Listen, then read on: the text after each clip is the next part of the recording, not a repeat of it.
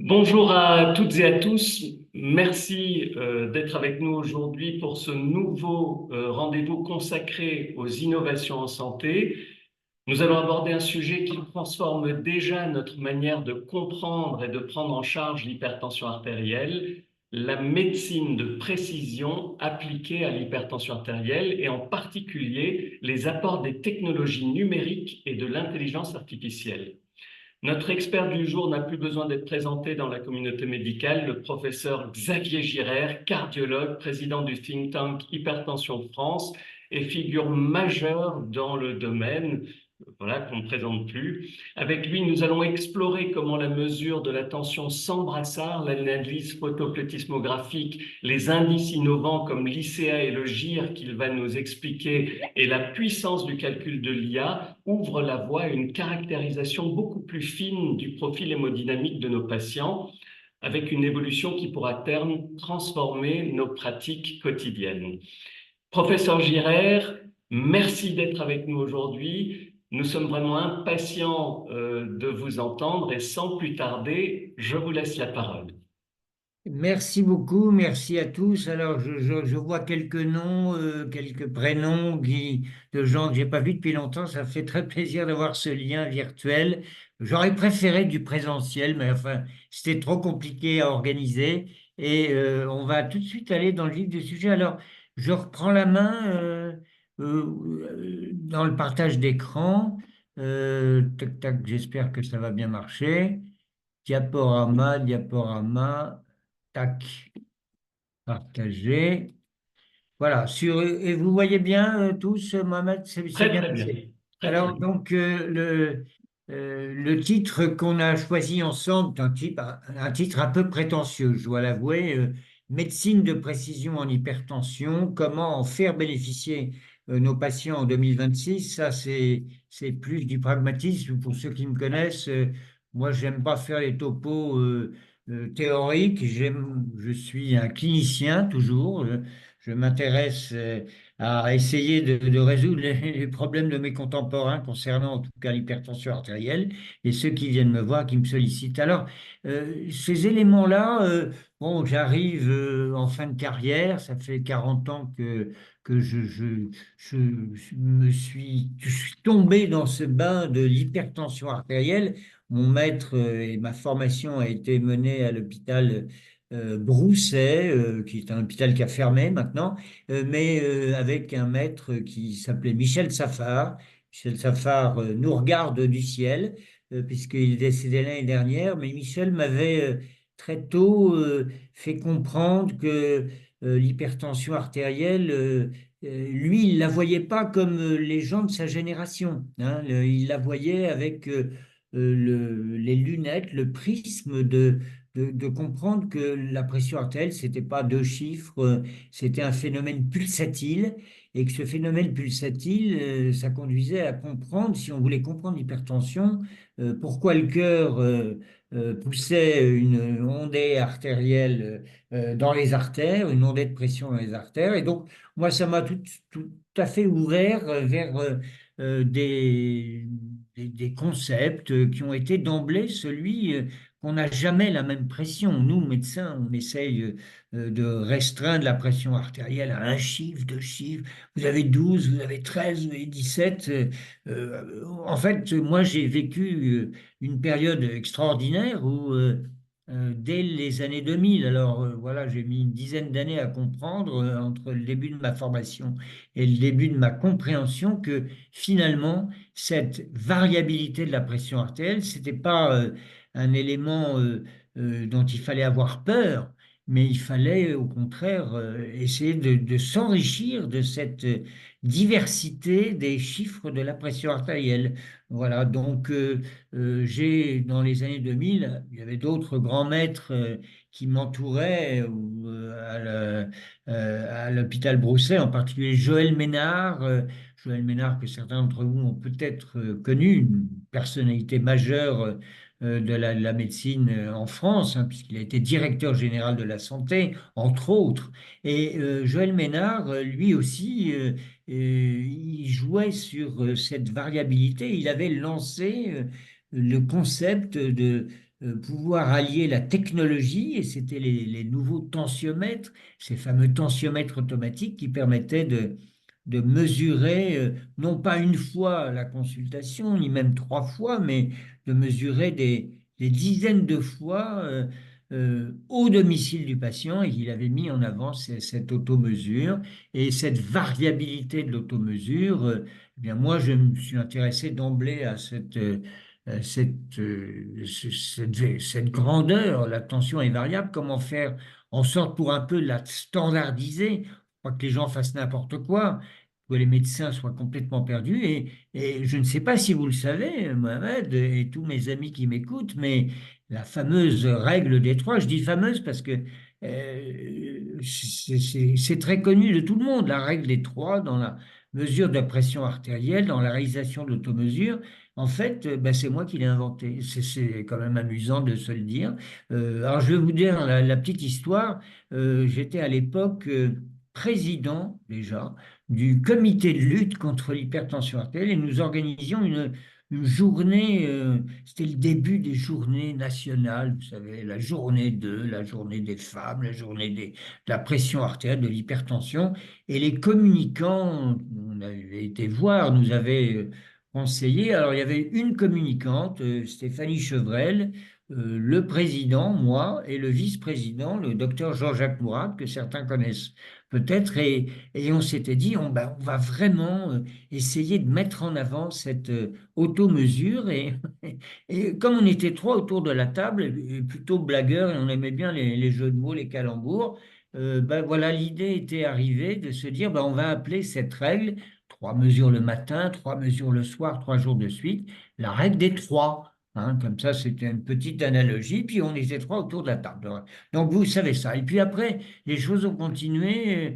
2012, j'ai compris que bah, il fallait donner des conseils vraiment précis aux médecins, des conseils pratiques. Et j'avais aussi inventé ce petit schéma qu'on a appelé après le bateau de l'HAS, sorti d'études menées en Angleterre par une infirmière qui avait, avec un médecin, conçu la règle des choix préférentiels des médicaments. On associe un IEC avec un diurétique, on associe un bêta-bloquant à un IEC, non, pas vraiment. Alors un ARA2, un IEC, non, sûrement pas. Voilà, c'est des règles, des paniers thérapeutiques. Et donc, je m'étais beaucoup amusé dans ces années-là à essayer de rendre populaire tout cela.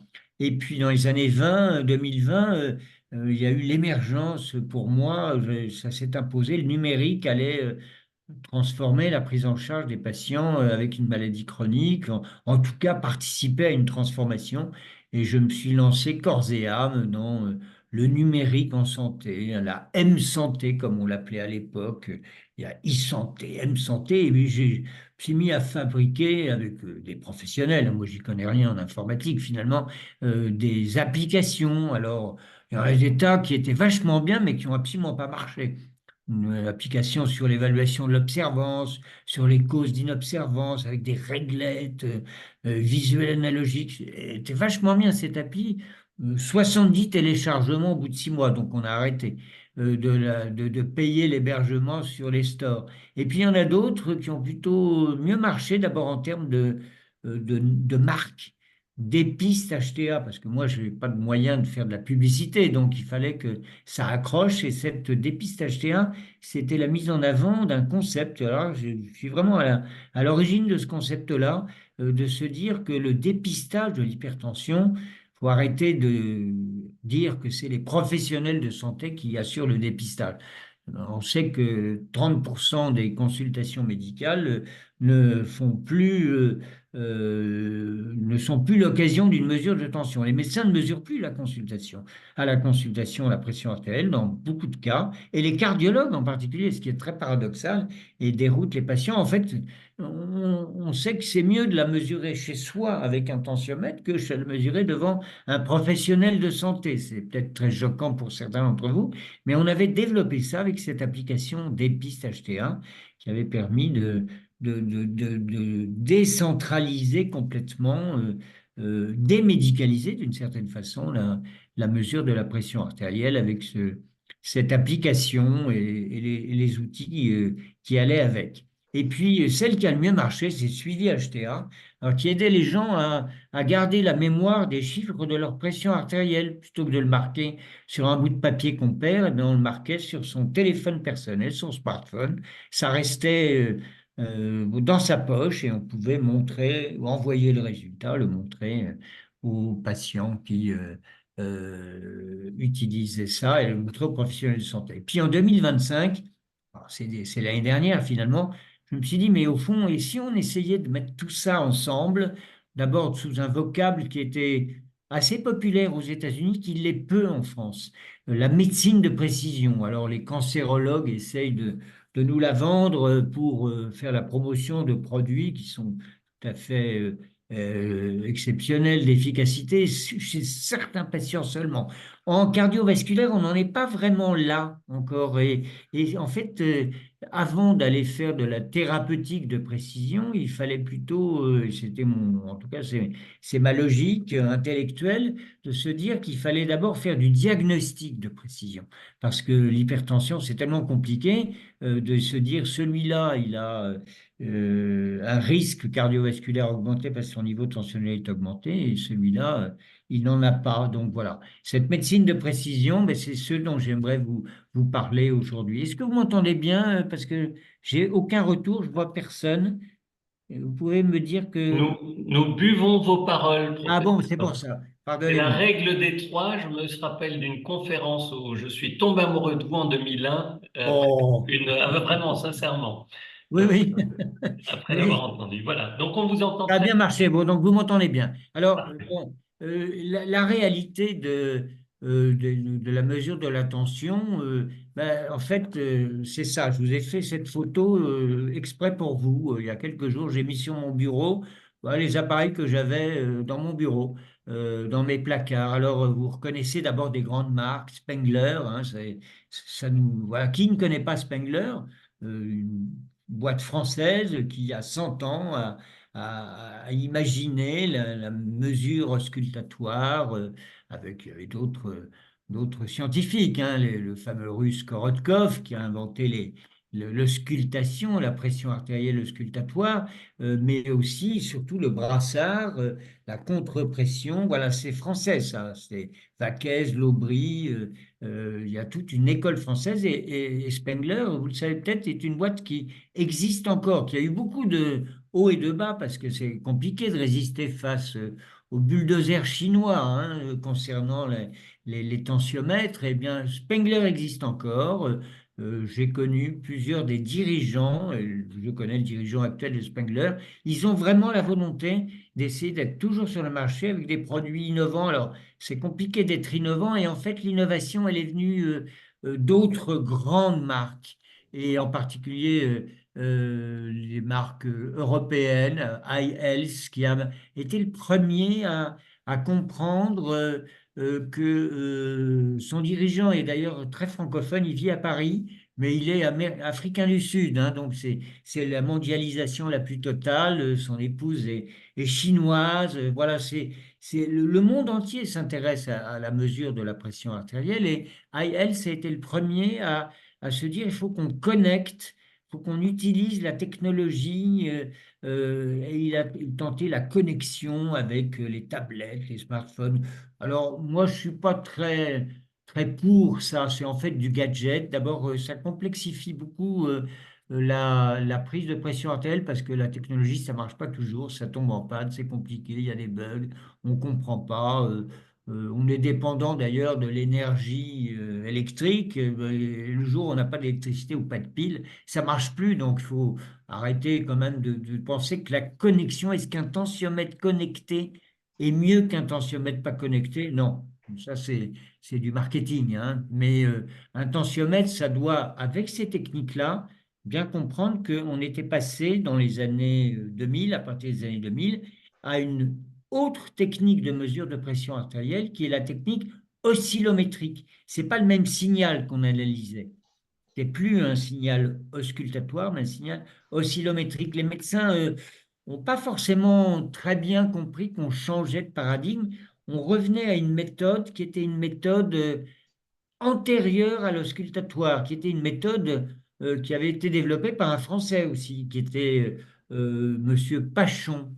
Est-ce que ça vous dit quelque chose? Est-ce que dans les services, vous avez retrouvé, on retrouve au fond des armoires des services, les surveillantes des services, ça s'appelle plus maintenant surveillantes, des cadres, des Pachons, qui sont des très beaux appareils, avec du beau cuivre, des beaux cadrans et qui marchent selon la méthode oscillométrique. Et est-ce que certains d'entre vous ont encore des Pachons dans leur tiroir? Ça me permet de savoir que vous êtes vivant.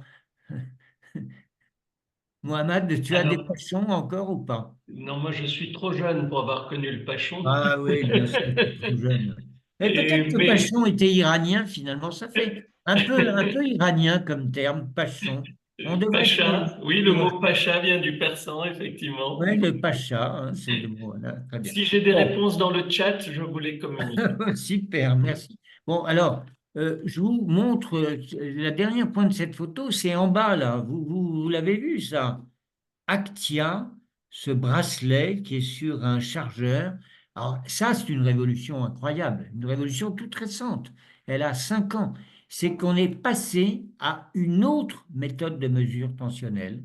On laisse tomber l'oscillométrique, on laisse tomber le sculptatoire, mais ça fait 25 ans qu'on l'a laissé tomber. Mais enfin, voilà, il faut laisser tomber ces méthodes qui sont moins intéressantes que cette méthode qui utilise la photoplétismographie. Alors, la photoplétismographie, nous médecins, on l'utilise sans le savoir, surtout on l'a beaucoup, beaucoup utilisé au moment de la Covid, parce que c'est le principe des oxymètres. Hein, comme on mettait un oxymètre à tous nos sujets, surtout les vieux qui arrivaient en situation de grande difficulté respiratoire, et ça a été des critères pour se dire on leur fait ci, on leur fait ça. Voilà. Et ben, c'est la même méthode, c'est-à-dire une détection laser, un laser vert qui marche mieux que le laser rouge d'ailleurs, et qui permet de pouvoir détecter un phénomène qui est un phénomène qui est une courbe de pulsatilité finalement qui arrive aux extrémités. Alors là, il est mis sur le poignet. Alors, moi, j'en porte un depuis 2 ans. Voilà. Alors, est-ce que ça m'a aidé à faire quoi? Bon, à connaître ma pression artérielle, d'accord. Bon, j'avais plein de tensiomètres, donc c'est pas capital. Mais à connaître, à comprendre comment ça marchait, essayer de comprendre, parce que il y a beaucoup de secrets industriels derrière tout ça, et des enjeux économiques majeurs. Donc, même en connaissant bien l'inventeur de ces techniques-là, de Actia, il est très sympa, Joseph Sola, mais il dit pas tous ses secrets. Moi, vraiment, je lui ai brûlé la plante des pieds, hein, pour essayer d'avoir j'ai des questions. Je comprends pas la calibration. Explique-moi. Il a jamais voulu m'expliquer. Voilà. Alors, il n'a jamais voulu m'expliquer, mais moi, quand on ne veut pas m'expliquer, c'est pas grave. Je creuse tout seul. Et maintenant, j'ai compris comment ça marchait. J'ai craqué leurs algorithmes et je vais vous en parler un petit peu plus longtemps. C'est clair que c'est la vraie révolution est là. Alors, est-ce qu'il faut utiliser les outils révolutionnaires aujourd'hui? Je vais vous mettre un petit peu en garde. Je pense que c'est encore un peu tôt et qu'il y a encore des beaux jours pour la méthode oscillométrique. Alors, vous reconnaissez cet appareil, c'est un appareil de MAPA, une belle marque, Microlife, qui est en fait le même gars qui a fait iHealth, hein. C'est lui qui a tout développé. C'était un type très, très ingénieux. C'est un type, car il est toujours en bonne santé. On se voit régulièrement, on papote et il m'apporte plein d'informations, de réflexions que je vais un peu délivrer avec vous.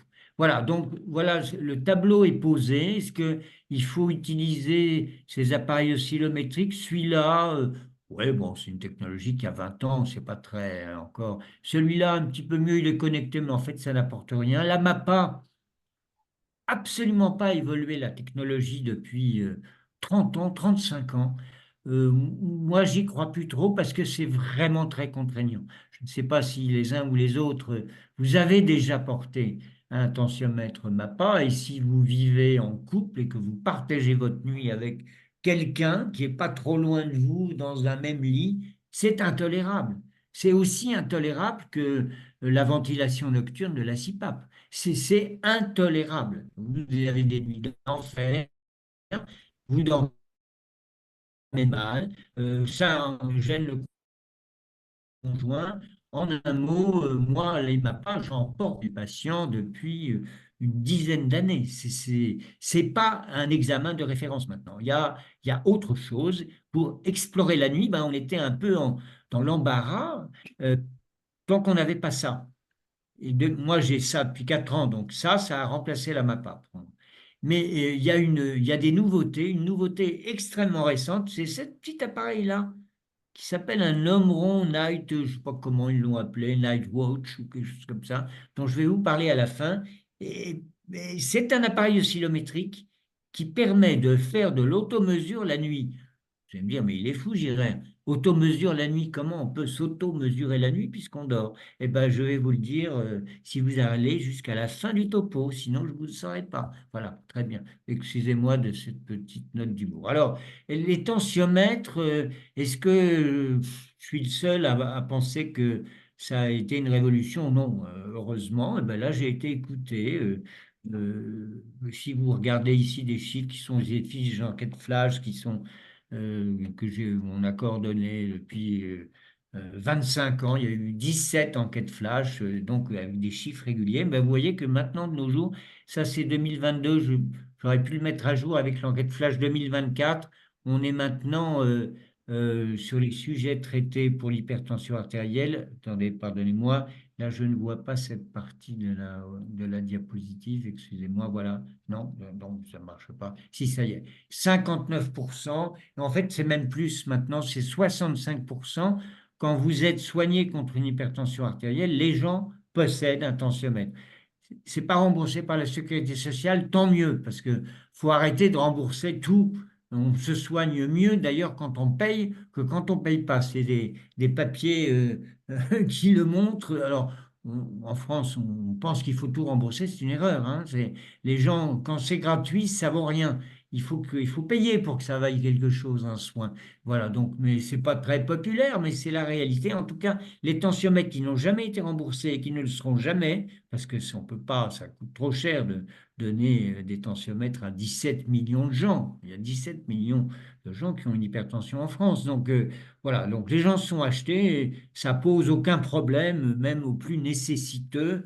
Ils ont des téléphones Apple de dernière génération à 1500 balles, ils peuvent s'acheter et ils s'achètent sans problème un tensiomètre à 35 euros. Ben, ça vaut 35 euros un tensiomètre de nos jours.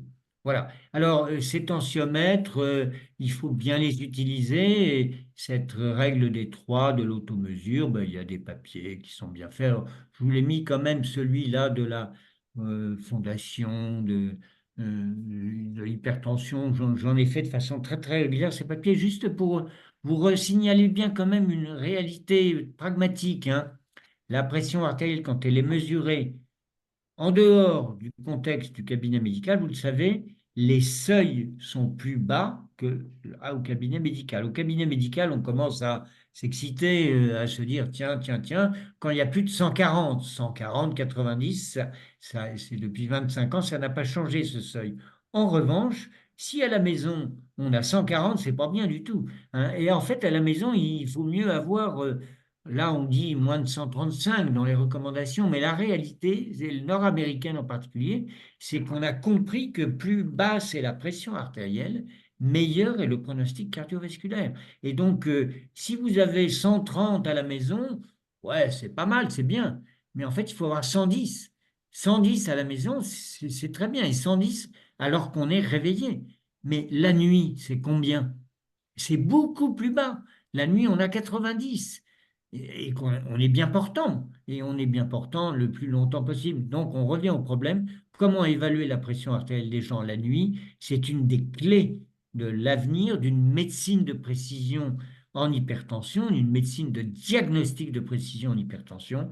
Et cette thématique-là, on n'est pas que nous, médecins, à y être intéressés, parce que je vous mets ici, alors ça c'est une de mes glorioles, enfin, c'est un hochet pour moi, mais je me suis beaucoup amusé depuis 20 ans à être présent sur la toile. J'ai créé des sites internet, j'en ai animé des tas, alors je fais ça, hop, hop, hop, hop, et c'est le site qui marche le mieux actuellement, parce il y a des périodes, hein. Un cycle, c'est un site internet, ça doit être nourri, ça doit grandir, ça doit être à la mode, ça doit, voilà. Et ben, c'est le site de la fondation frhta.org. Et donc, vous voyez, ce site, il est en augmentation d'activité de 48% depuis l'année dernière. Alors, comme l'année dernière, il n'était pas mauvais déjà, vous voyez, j'ai maintenant 400 000 personnes qui se sont connectées au site, qui sont allées voir, toi, c'est un site qui ne parle que d'hypertension. Quelle est la requête principale des gens? L'auto-mesure de la tension. Donc, vous voyez, c'est vraiment une demande. Il y a une demande du public. On a réussi, je dis on parce que je n'ai pas été seul, on a réussi à créer un besoin. Un besoin, c'est que les gens, ils veulent mesurer leur pression artérielle. Ils sont achetés des tensiomètres, ils veulent savoir comment interpréter, comment réaliser. Enfin, faut pas prendre les gens pour des dépendants ou professionnels de santé. C'est pas vrai. D'abord, on a de plus en plus de mal à trouver un professionnel de santé en France pour faire mesurer sa pression artérielle. Ah non, je prends pas de nouveaux patients. Ah non, je suis pas ah, non, non, non. Ah, je suis occupé. Maxime, tu vas peut-être me dire que je suis un petit peu excessif, mais tu sais que c'est un excès qui est basé sur... et tu es là, Maxime, hein? Oui, oui, non, non, je suis bien là et Bon, ils ont malheureusement, du mal, ils ont du mal. Je sais pas, à Strasbourg, si tu as résolu le problème, est-ce que tu prends des nouveaux patients, Maxime? je prends des nouveaux patients Eh dans, bien, bravo, oui, bravo. quand ils sont dans mon quartier. Je vous communiquerai l'adresse de Maxime, Oh, moi, messieurs. je l'ai déjà, mais à tous ceux qui cherchent un médecin, hop, on ira à Strasbourg chez Maxime. Bon, je vais continuer si ça vous embête pas. Mais donc, l'automesure, on a créé, moi et mes amis de ma génération, on a créé l'envie, le besoin. Et ça, c'est une bonne nouvelle parce que, parce que les gens sont, pour la santé, on leur raconte tellement de choses qui n'ont pas d'importance que mesurer sa pression une fois par an à partir de l'âge de 30 ans, c'est capital. Si on veut vivre plus longtemps, c'est le geste qui sauve. Moi, j'ai été voir la Fédération française de cardiologie il y a 15 ans en disant, ouais, le geste qui sauve, pour eux, c'était le défibrillateur. Dont acte, c'est vrai que c'est important, mais heureusement, la mort subite, on n'en fait pas tous les jours. Moi, j'ai jamais été présent dans la rue. En quelqu'un qui était tombé, mais de mort subite. Mais c'est une chance, peut-être, parce qu'il fallait trouver le défibrillateur. En revanche, je conseille vraiment à tous ceux que je vois, à tous ceux qui m'écoutent, mesurez votre pression artérielle au moins une fois par an, parce que un jour, vous serez hypertendu. C'est le destin, notre destin à tous si on vieillit. C'est notre système artériel vieillit. Et c'est Michel Safar, mon maître, qui me le disait dès le premier jour de l'internat. J'ai été son interne en tout début d'internat. Il me disait, quelle est la cause de l'hypertension, monsieur Girard? Ben, le stress. Mais non, monsieur Girard. Alors, écoutez, hypertension, HT, et le A, c'est quoi? Alors, je lui disais, ben, c'est artériel. Il me dit, ben voilà, ils ont mis la cause de cette maladie dans son nom, HTA, artériel. C'est parce que les artères vieillissent. C'est pas le stress, c'est pas le surpoids, c'est pas la sédentarité qui provoque l'hypertension, c'est le vieillissement des artères. Donc, un jour, on sera tous hypertendus si vous ne l'êtes pas déjà, mais je fais ce discours un petit peu agressif parce que c'est catastrophique de voir comme les médecins sont eux-mêmes complètement incapables de se mesurer la pression artérielle une fois par an. Voilà, et tous ceux qui nous regardent là, je vous pose la question, quand avez-vous mesuré votre pression artérielle pour la dernière fois? Voilà, donc je me permets de pousser. Maxime, tu l'as mesuré quand ta pression artérielle? Parce que la dernière fois qu'on s'est vu, il y a 2 ans, je te l'avais mesuré. Je ne sais pas si tu te rappelles. Je me souviens plus, mais je l'ai mesuré il y a 15 jours Ah ben alors, parfait, en faisant parfait. un don du sang. Voilà. Ah ben, alors, il est parfait, ce Maxime, il fait des dons du sang. Attends, Mohamed, tu t'es mesuré la pression, j'espère, hein. Bon, voilà, Alors, bon, allez, on va passer à la modernité. La modernité, c'est, ben voilà, je vous montre comment j'utilise moi aujourd'hui le bracelet Actia et j'ai complètement dévoyé son usage par rapport à la volonté qu'ont les industriels d'utiliser Actia. Actia, ils le vendent uniquement sur Internet, 200 $, 210, 220, 250 €. Enfin, ça varie un petit peu selon les mois parce que c'est du market yielding, je sais pas quoi, vous savez, ils adaptent le prix au stock qu'ils ont et ça, ils ont à vendre plus. Mais les gens doivent se débrouiller pour installer, machin. C'est pas si simple, hein. Il faut quand même avoir un petit niveau d'usage habituel, pas du téléphone, mais des applications, des connexions, voilà. Et donc, moi, j'ai résolu le problème. J'ai refourgué mes vieux téléphones, mes vieux smartphones, et je les ai dédiés. J'ai 5 bracelets, hein, que j'utilise comme des MAPA, mes mesures ambulatoires. Mais je dis aux gens, ben, vous allez venir tel jour et puis je mettrai en place le bracelet Actia et je leur confie un téléphone pas bien cher, même s'ils le perdent ou si je m'en fous. Mais en fait, les gens, ils sont très respectueux de ce cadeau que vous leur faites pendant 8 jours. Voilà, où il y a le bracelet et il y a même un bracelet qui permet un acte très important qui est la calibration du système, hein. Et ce mot calibration, je vous l'ai dit là maintenant, c'est une partie essentielle du système. Donc, c'est pas complètement euh, sorti de, vous voyez, des méthodes traditionnelles oscillométriques. Il faut avoir un tensiomètre oscillométrique qui est avec le tensiomètre le bracelet. Alors, le bracelet s'appelle ILO Band. Band, ils ont trouvé ce mot-là en anglais, c'est bracelet ILO Band. Et le tensiomètre classique qu'on met au bras, c'est le ILO Cuff. Voilà. Et tout est une espèce de balance entre l'usage de l'ILO Cuff et l'ILO Band, ce qui est simple, mais quand même pas si simple que ça. C'est un patient âgé de plus de 75 ans qui est pas très habile avec le numérique, il s'en sort pas sans avoir un accompagnement, une infirmière ou un médecin qui va faire la pause, l'éducation pour l'usage du produit. Voilà. Alors, en revanche, j'aimerais vous montrer d'emblée le premier résultat. Vous voyez la partie droite de la diapositive, vous voyez ces points. Alors là, c'est pour un patient qui a une hypertension d'enfer, hein. Vous n'en aurez jamais des comme ça. Moi, j'en ai quelques-uns, c'est des hypertensions hyper résistantes, c'est très compliqué. Mais je vous montre une chose, c'est que chez ce patient-là, il y a eu un traitement particulier qui lui a été proposé, une dénervation rénale, enfin bon, peu importe. Mais vous voyez, le bracelet est capable de très bien voir des modifications de la pression artérielle, hein. Il avait 200 sur 24 heures, hein, 200 sur 24 heures. Et avec, après le traitement, il n'a plus que 170. C'est déjà un bon résultat. C'est pas excellent. Maxime ferait mieux, mais moi, j'ai pas pu faire mieux. Alors, il y a une deuxième chose que je veux bien vous montrer. Donc, le bracelet ILO est capable de, sans problème, voir que la pression artérielle s'abaisse. Donc, c'est pas un gadget, hein.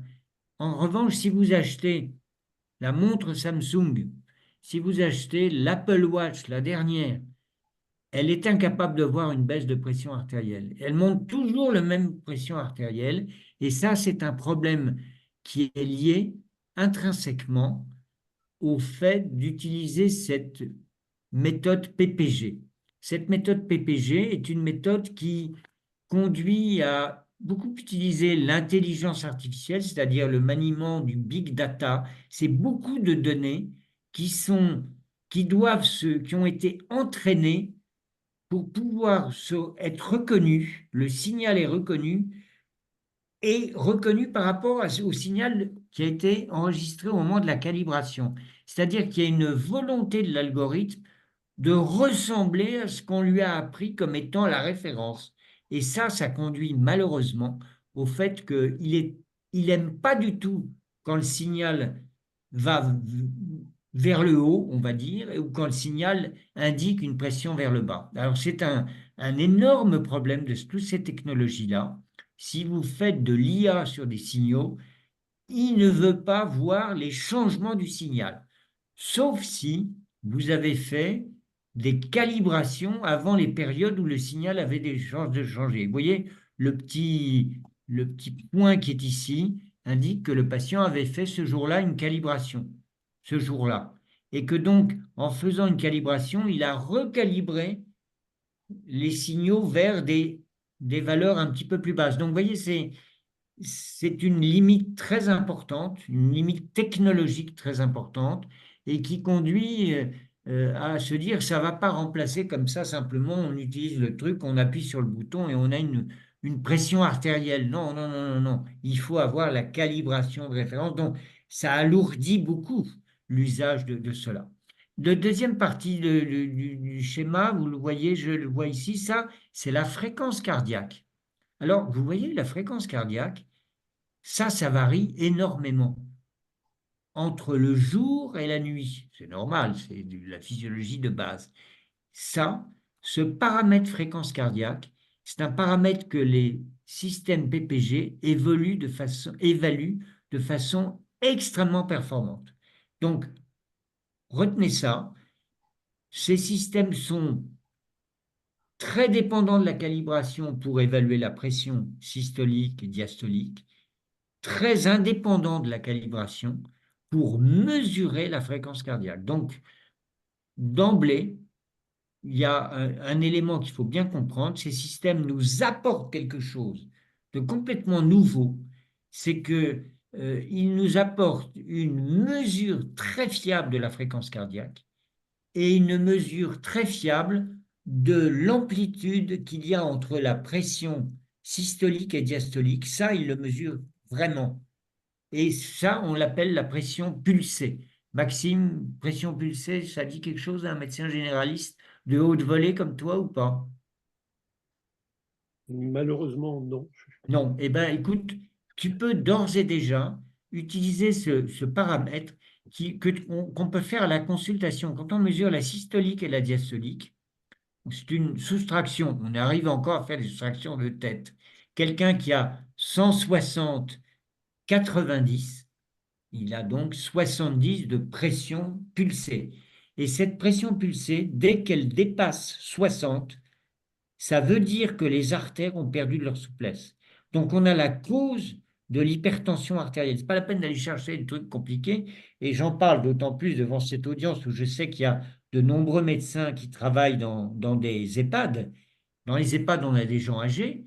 Et la forme d'hypertension numéro un de ces patients âgés, très âgés, c'est d'avoir une perte de distensibilité de l'artère, ce qu'on appelle la perte de compliance, et ça s'évalue extrêmement simplement en faisant la soustraction entre la systolique et la diastolique. Donc voilà, je vous apporte un élément très pratique. Il se trouve que les appareils qui utilisent PPG, ce paramètre-là, ils le mesurent directement. Donc, quand vous avez un appareil de type PPG, vous avez à votre disposition de façon instantanée, battement par battement, si vous avez le signal, la fréquence cardiaque avec une fiabilité redoutable, la pression pulsée avec une fiabilité redoutable, et vous allez en déduire la pression systolique avec de l'algorithmie, avec un certain nombre de limites, mais ça permet d'augmenter nos connaissances concernant les caractéristiques du patient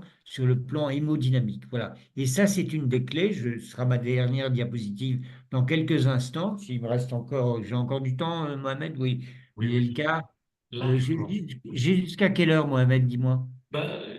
le webinaire se termine à moins le quart et là, en principe, c'est une Donc, heure dans un quart d'heure, pour oui, les une questions. heure. D'accord. Voilà. Donc, ce point étant passé, que je reprendrai après, je vous montre là une des grandes forces de ces appareils en PPG, c'est que vous le voyez là, c'est le relevé sur un mois.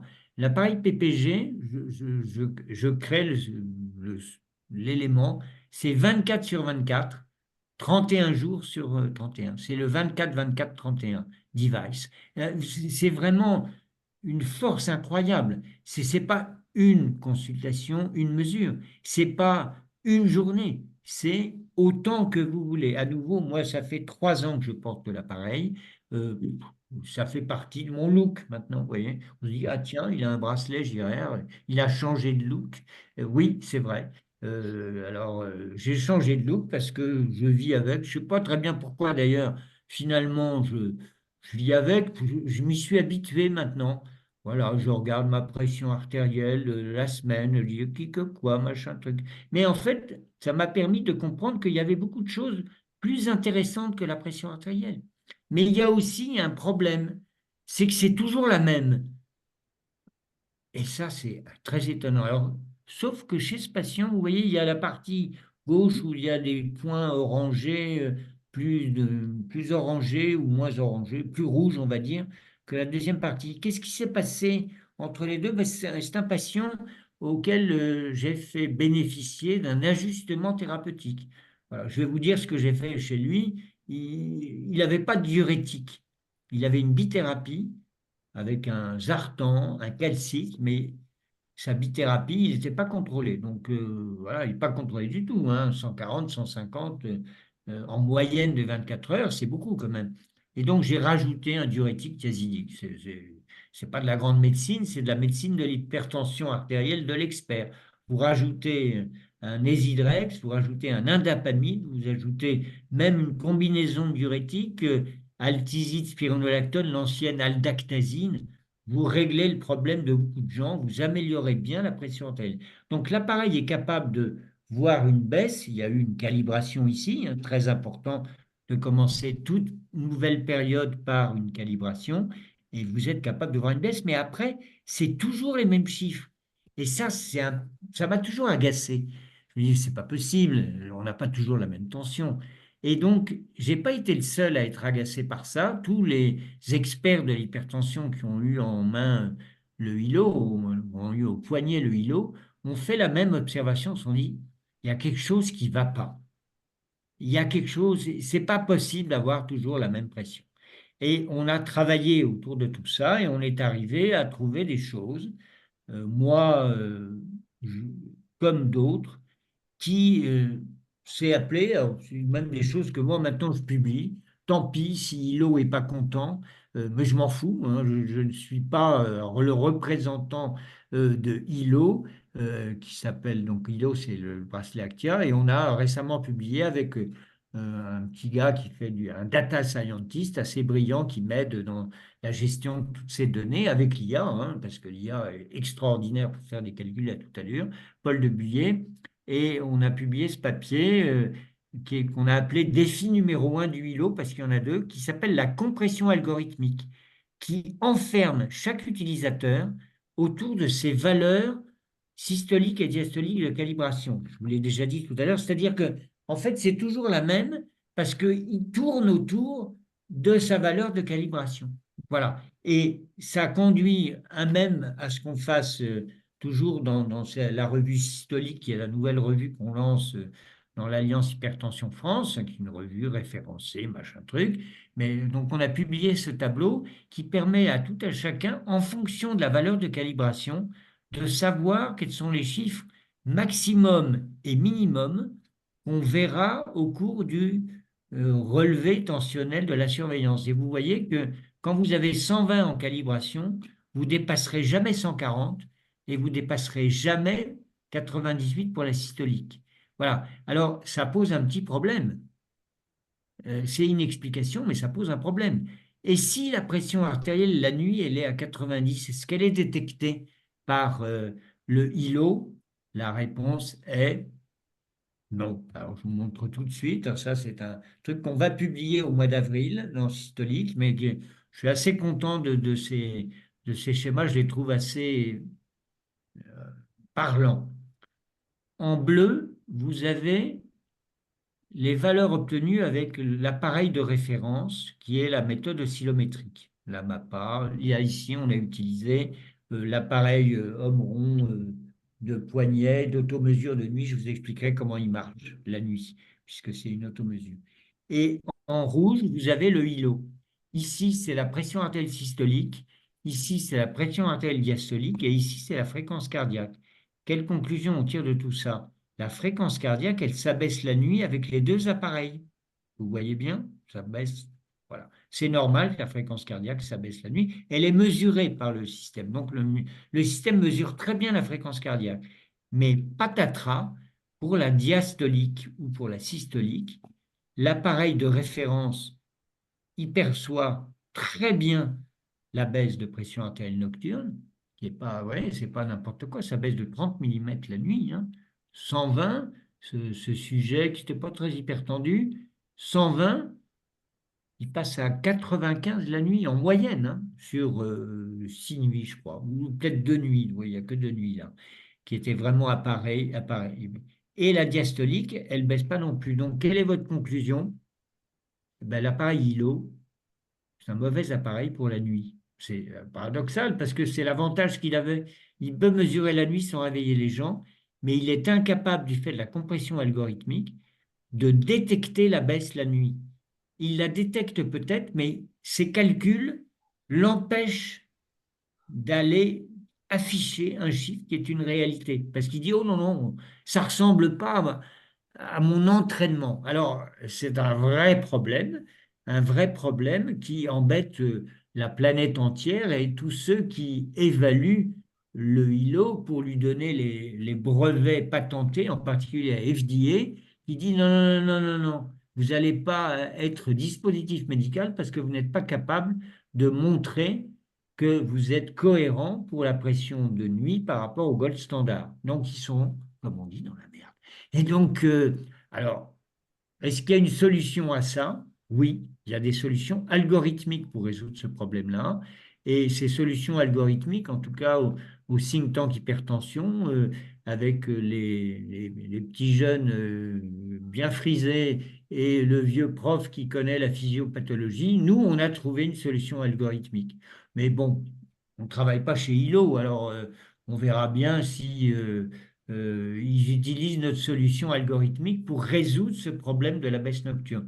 Donc, moi, je dis aujourd'hui, le ILO n'est pas, entre guillemets, fiable si vous l'utilisez la nuit, mais si vous utilisez le ILO et que vous m'adressez les relevés nocturnes, je suis capable de vous donner la vraie pression artérielle avec une équation très complexe que je ne vais pas vous balancer ici parce que ça devient je veux dire, on est dans du, voilà, dans du secret industriel presque, si ça les intéresse d'avoir le secret, mais si ça les intéresse pas, c'est pas grave.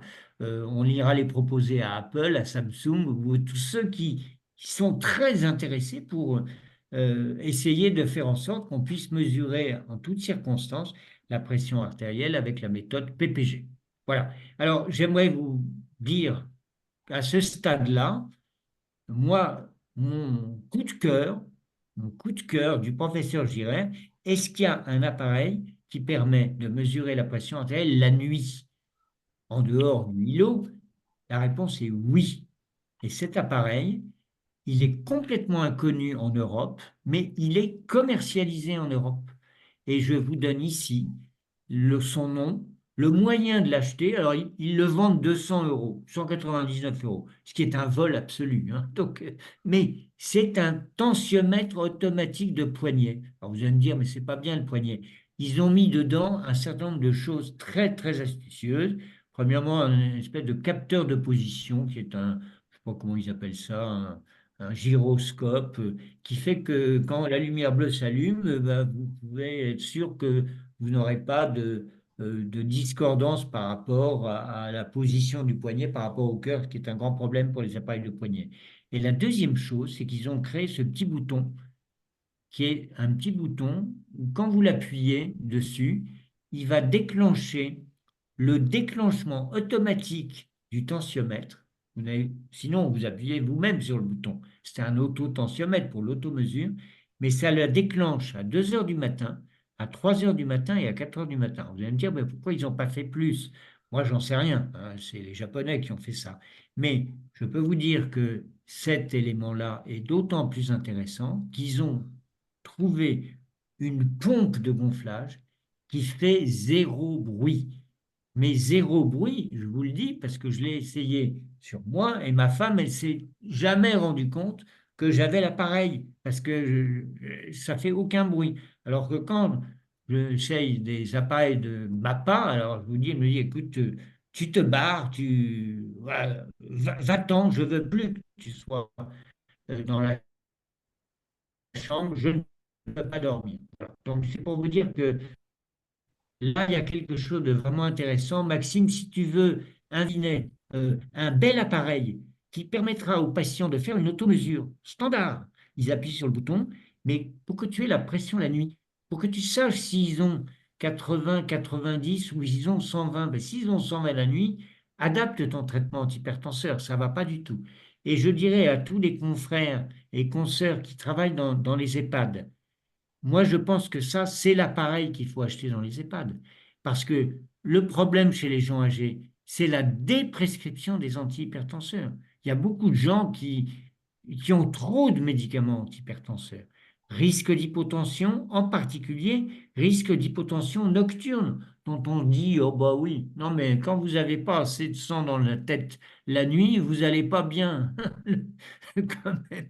Vous avez besoin d'avoir un débit cérébral, c'est très bien régulé. Voilà.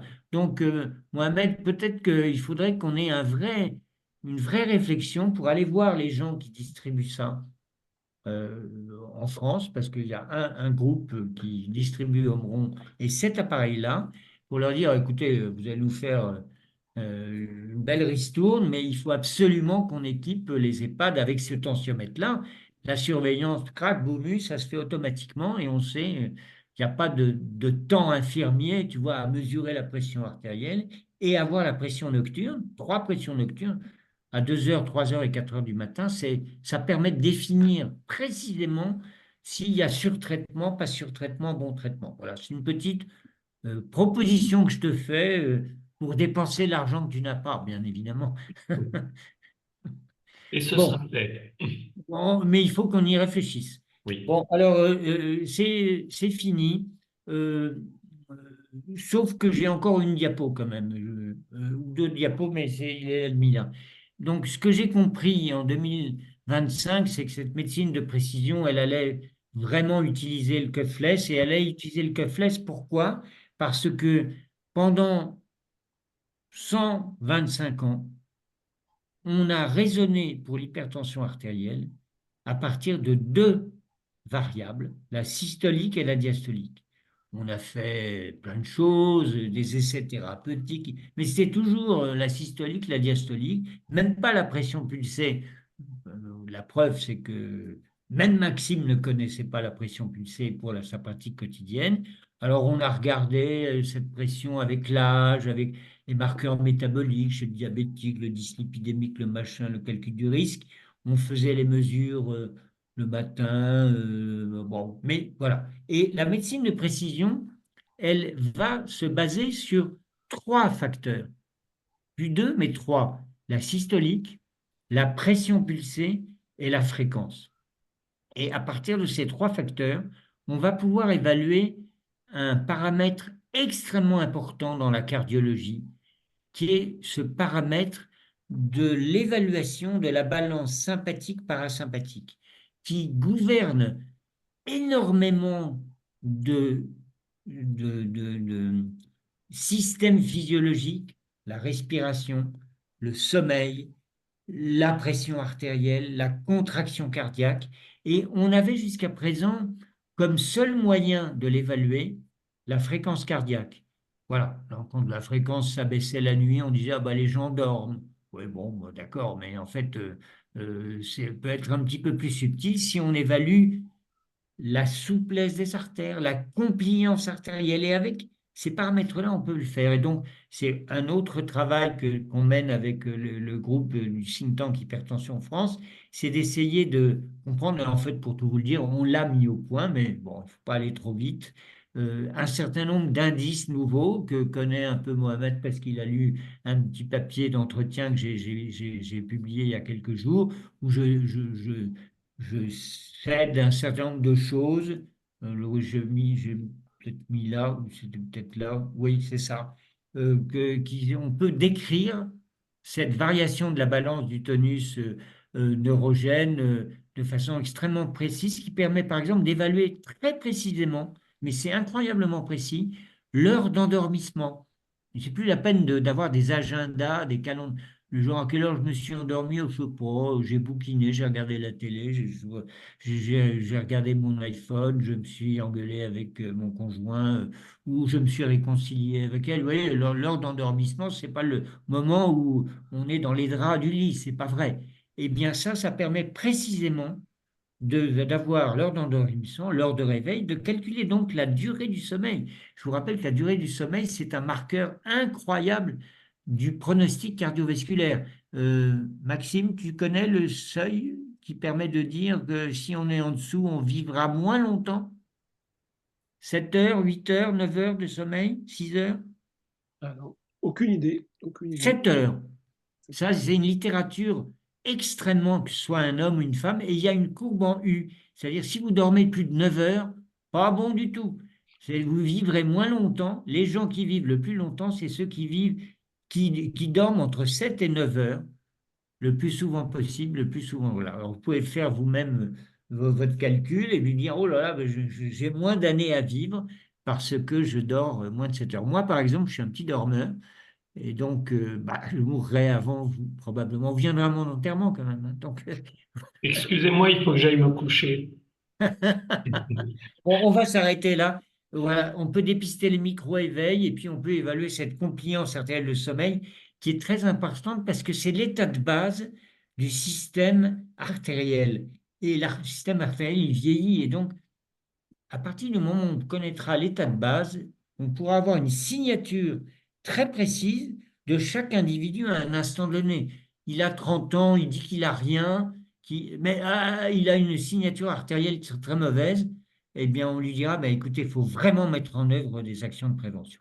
Je vous remercie beaucoup pour votre attention et c'est ouvert pour la discussion, mon cher Mohamed. Oui, tout à fait. Mais écoutez, c'était absolument passionnant. Moi, j'ai personnellement plein de questions. On va quand même laisser la parole aux confrères et aux amis qui sont sur le chat. Pour l'instant, je vois des remerciements, des félicitations. Je vais... euh, Alors, vous pouvez... Voilà, il y a des remerciements. Vous pouvez lever la main ou prendre la parole, hein. Je pense que les micros sont... Attendez, je vais remettre les micros en route. Xavier,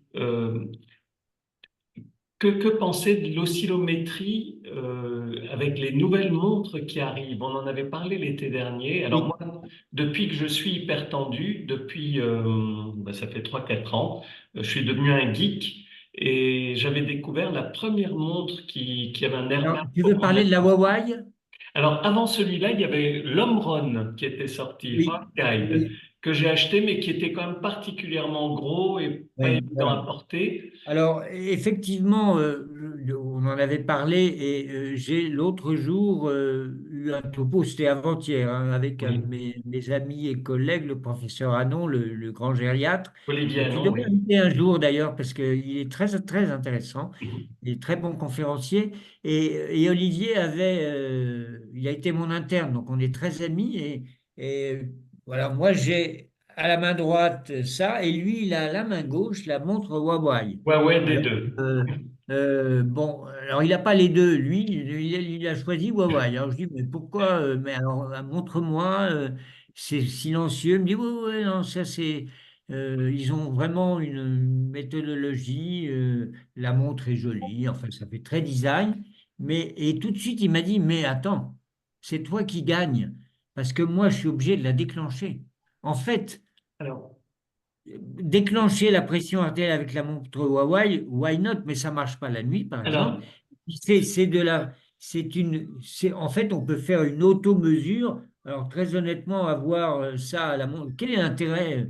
Bon, Alors, là, très je n'ai pas ma sincèrement, pression. Voilà ce que je ferai comme commentaire. Tu en alors as un? moi, je, je porte la montre. Alors d'abord, c'était l'Omron, mais qui était un peu gros et difficile à porter. Et l'année dernière, j'ai investi dans le Huawei D2 dès qu'il est sorti. Là, je suis à une année d'expérience. On peut faire de l'automesure. S'il veut, je lui montrerai Oui. toutes les demi-heures, il prend la tension la nuit également. Il fait de l'automesure automatique pour la nuit également. Il fait MAPA. Et vraiment, D'accord. je suis bluffé par les résultats de l'appareil. Son autonomie est vraiment très intéressante aussi. Une semaine, c'est pas comme les montres Apple ou Samsung qu'il faut recharger plus régulièrement. Vraiment, c'est un appareil qui m'a bluffé. Et donc l'autodéclenchement se Se fait fait tout à fait la nuit. automatiquement, comme sur le Homeron, mais il y a plus de possibilités, donc plus de Exactement. capacité mémoire. D'accord. Exactement. Et là, il est, bon, je vais pas dire le prix, il Alors, est moi, je vais te dire, Huawei m'avait contacté. Alors, je te l'avais raconté, je crois. oui. Huawei m'avait contacté au moment où il lançait le truc, pas du tout pour évaluer, hein, c'était vraiment à des fins uniquement de vente, de commercial, où ils essayaient d'acheter mon nom, quoi. Alors, et leur méthode avait été de dire, non, non, on vous en offre une, et puis vous testerez. Je dis, bah, écoutez, envoyez-moi une, et puis je verrai bien. Et j'ai commencé à rentrer dans le système pour la mettre en route. Et là, quand j'ai réalisé qu'ils me demandaient mon nom, mon âge, mon poids, je m'en fous s'ils veulent l'avoir, ça les intéresse. Ma pression artérielle, je m'en fous aussi, qu'est-ce qu'ils vont en faire? Mais ils me demandaient mon numéro de carte bancaire, la date des dernières règles de ma femme, enfin tu vois, une espèce de liste.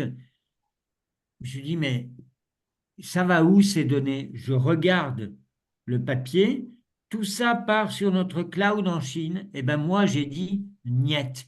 Je veux pas que toutes mes données personnelles, pas les données de santé, je m'en fous, mais mes données personnelles, mon numéro de compte en banque, mon truc, ma carte d'identité, partent chez les Chinois. Non mais je veux bien. Ça aurait été les Iraniens. Eh ben j'aurais dit non aussi. Voilà. Alors, j'ai une question de Patrick, un confrère, Dr Billman. Quel est le prix de l'Iloband? Il est un peu variable, mais c'est aux alentours de Entre 200 200 dollars. et... Oui, ouais, 200 dollars. Et toute la partie relation client est vachement bien foutue, hein. Ils ont beaucoup développé ça. On est livré très vite. L'application est topissime, vraiment comme ça. Il y a beaucoup de choses très, très bien chez Ilo. Le problème, c'est que c'est pas capable de s'éloigner trop de sa calibration. Voilà, donc c'est le défaut de Hilo aujourd'hui Et alors encore. justement, tu disais que la calibration pour la nuit, c'était, si on n'utilise pas la solution algorithmétrique, c'était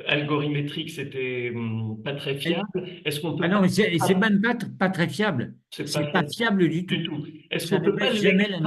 est-ce qu'on peut pas l'extrapoler sur la tension de jour, la tension diurne? Quelqu'un qui fait un pic hypertensif à 10 Alors, ou à 20, c'est un point, bon, j'ai pas eu le temps de ouais. développer ça. Moi, il y a un critère que vous avez peut-être, dont vous avez entendu parler sûrement, c'est le fameux critère du dipping. Dipping, c'est plongeon en anglais. Et ils ont décrit ça parce que la nuit, la pression artérielle s'abaisse chez tout le monde à partir du moment où il y a la balance sympathique, parasympathique. Quand le parasympathique reprend le dessus, la fréquence cardiaque baisse, la compliance arrière baisse et la pression baisse. C'est la physiologie normale, à tel point que les gens qui ne baissent pas la nuit, donc qui n'ont pas de dipping, sont des gens qui font plus d'AVC. C'est directement corrélé à ça. Donc c'est très important d'évaluer la pression la nuit parce que ça donne une vision, ça ouvre un hublot sur le risque des gens. Et nous, qu'est-ce qu'on veut faire finalement? On fait de la médecine de prévention. Donc, enfin, moi, j'essaye de faire la médecine de prévention. Je donne des statines aux gens pour leur faire baisser le cholestérol parce que C'est ça qui a démontré qu'on vivait plus longtemps sans maladie cardiovasculaire. Et si on veut vivre plus longtemps sans AVC, sans handicap, sans maladie dégénérative cérébrale, on sait maintenant que la maladie d'Alzheimer est très corrélée aux maladies de dégénérescence vasculaire. En un mot, il faut avoir une pression nocturne qui baisse. Et donc, on peut pas l'estimer avec la pression diurne. C'est pas possible. Il faut vraiment la mesurer. D'accord. J'ai une autre question. C'est étonnant de se baser sur uniquement 3 mesures la nuit avec le Home Run View pour évaluer la pression artérielle nocturne. Cet appareil est-il fiable chez les patients avec une médiacalcose comme les patients insuffisants rénaux? Oui, alors il y a deux questions là. Et la première question, je la prends volontiers, parce que j'ai une réponse. La force de ces appareils de nouvelle génération, c'est-à-dire le PPG ou des appareils qui sont tellement peu invasifs qu'on peut les porter toutes les nuits sans problème, c'est que avoir 3 mesures la nuit, ça suffit pas. Mais qu'est-ce qui vous empêche de le porter une semaine de suite? Rien, rien. Donc, on change le paradigme, c'est-à-dire on n'est plus maintenant avec un minimum, quel est le minimum de mesures qu'on doit avoir pour définir un seuil? Non, on évalue maintenant devant le suréchantillonnage que nous offre l'IA, parce qu'il faut générer après tout ça. Eh bien, en fait, porter cet appareil-là, c'est pas une nuit qu'on va le porter. C'est pas une MAPA. On va le porter comme tu portes ta montre depuis 2 ans.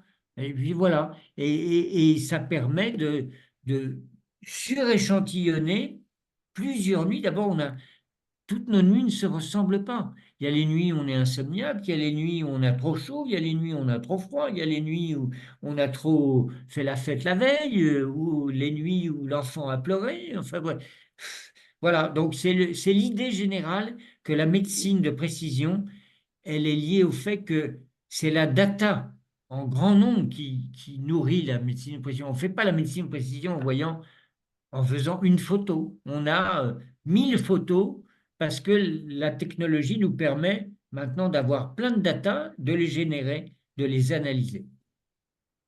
Merci beaucoup pour la réponse.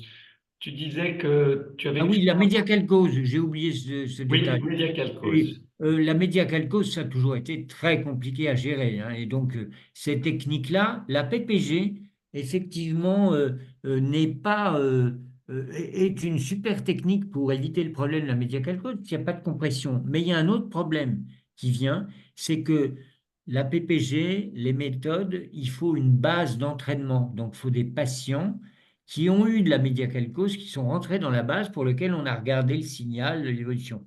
Et les gens qui développent ça, ils n'ont pas.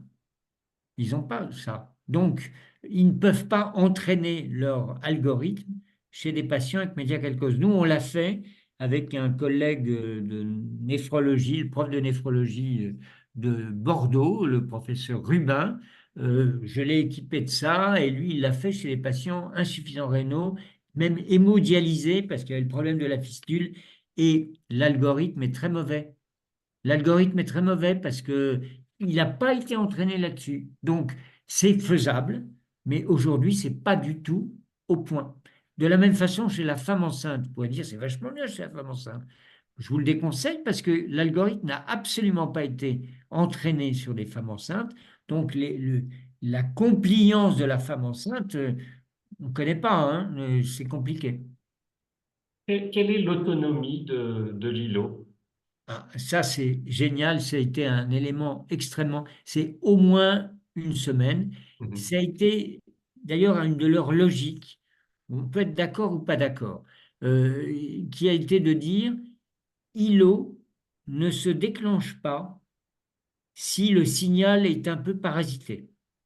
Et en quelles circonstances le signal est parasité? Dès que le bras bouge, là, tout mon topo, comme j'ai un peu bougé le bras, j'aurai pas d'enregistrement. Il le bloque. Quand on fait une activité physico-sportive, zéro. C'est bloqué tout de suite. Donc, ce n'est pas une montre pour le sport, hein, ça n'a Oui. rien à voir. La Mhm. fréquence cardiaque qui augmente, non, la fréquence cardiaque avec ça, elle est capable de baisser. Parce que la nuit, il y a plus d'échantillonnage que le jour d'ailleurs, hein, souvent. Parce que le jour, il ne marche pas. Il y a un signal qui dit qu'il ne marche pas. Donc, du coup, ils ont, comme ils ne gardent que les meilleurs signaux, en fait, par jour, il y a 35 mesures gardées, Mhm. c'est-à-dire beaucoup moins qu'une MAPA. Mhm. Et donc, si vous le faites sur une journée, vous dites, ah ben non, c'est pas intéressant, il n'y a pas assez de mesures. Mais comme vous le faites sur, moi maintenant, je le propose 7 jours. J'ai fait des études, des machins, des trucs. 7 jours, vous avez 200 à 300 mesures, pas mal, dont 150 la nuit, bon, 100 la nuit, qui sont pas.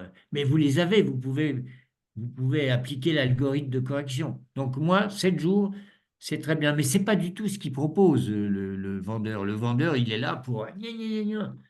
La vie, la connerie, ça. Faut arrêter, quoi. À nouveau, on n'est pas chinois encore, hein. Peut-être que les Chinois, ils sont d'accord pour être fliqués comme ça tout le temps, mais moi, je suis pas d'accord. J'ai une question également. Finalement, en conclusion, demande-t-on, est-il encore utile de mesurer la tension artérielle en consultation dans le cadre d'un suivi d'hypertension? Ah, alors, il est indispensable de mesurer la pression artérielle en consultation pour assurer le dépistage. Ça, c'est pas des bons outils de dépistage. Ça, j'y crois pas du tout. Pourtant, c'est comme ça qu'ils les vendent. Donc, il faut absolument que les médecins. Deuxième élément, mesurer la pression artérielle d'un patient en consultation, c'est aller vers le patient. C'est lui montrer que nous, on est un médecin, on n'est pas que derrière notre ordinateur à rentrer des datas, on va vers lui. C'est aussi apprendre la sémiologie, palper un patient, écouter un patient. Si vous mesurez la pression artérielle avec un appareil automatique, vous n'avez pas de stéthoscope pour ça, mais votre stéthoscope, vous pouvez l'utiliser pour écouter s'il n'y a pas un souffle qui est apparu. Le RAC, ça apparaît à 70, 75 ans, hein.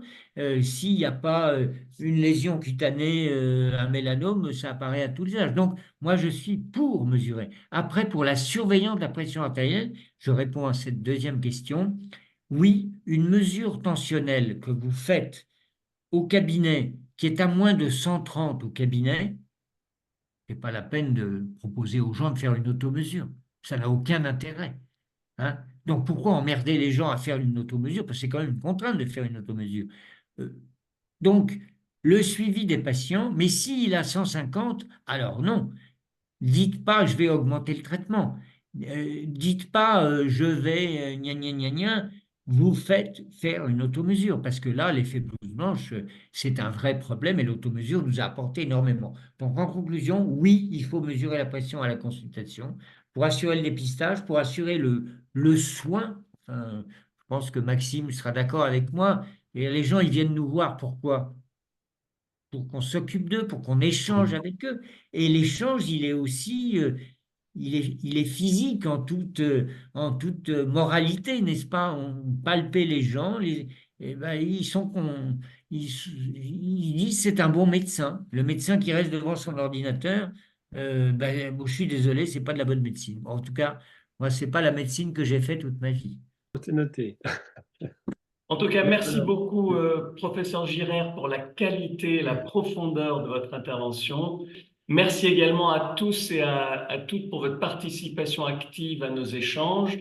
Pour terminer, nous vous donnons rendez-vous pour notre prochain webinaire le vendredi 10 avril 2026, toujours de 12h30 à 13h45.